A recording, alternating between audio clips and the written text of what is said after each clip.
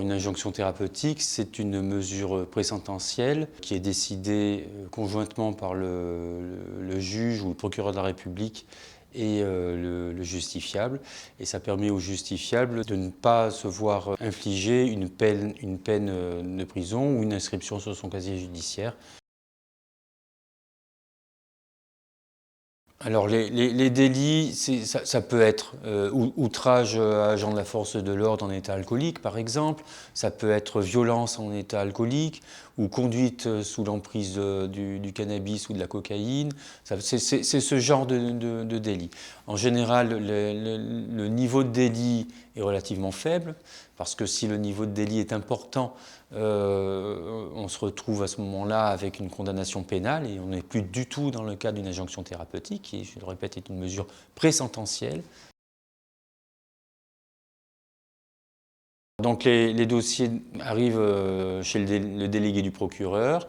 Nous, on reçoit le patient une première fois. Lors de ce premier rendez-vous, nous jugeons d'abord de l'opportunité de l'injonction thérapeutique. Est-ce que le patient a réellement une problématique addictive? Dans ce cas-là, nous fournissons un certain nombre de choses au patient. D'abord, nous lui réexpliquons ce que c'est qu'une injonction thérapeutique, c'est-à-dire une composition pénale qu'il a choisie, lui, avec le juge ou lui avec le procureur pour éviter une condamnation, pour éviter une inscription sur son casier judiciaire et qui s'est engagé dans un soin. Nous lui donnons la liste des centres de soins qui sont les plus adaptés à proximité de chez lui pour le réaliser. Il s'agit en général de Xapa, mais il peut aussi s'agir d'Elsa ou d'autres services d'addictologie. Il peut également s'agir de médecins psychiatres qui est une expérience en addictologie.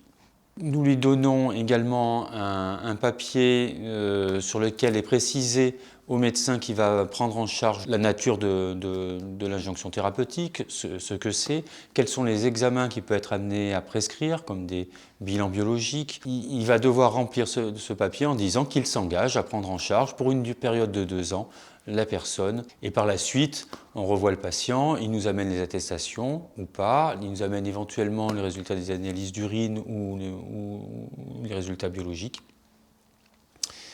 Et on voit un peu où en est le patient. La mesure se poursuit pendant les 2 ans et il s'agit de 6 rendez-vous. Donc un premier rendez-vous plus 5 rendez-vous de suivi derrière. On passe à peu près 10 minutes maximum par patient.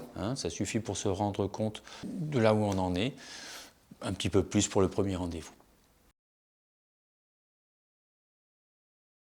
Je pense que si la plupart d'entre nous, médecins addictologues, et si certains psychiatres qui se sentent concernés voulaient nous rejoindre comme médecins relais, ou si certains hépatologues voulaient nous rejoindre comme médecins relais, ça nous permettrait d'abord de partager nos dossiers et de fait que pour chacun d'entre nous, ça représente une charge de travail faible. S'il n'y a que 6 rendez-vous par an de 2 heures, c'est quand même pas une charge de travail considérable.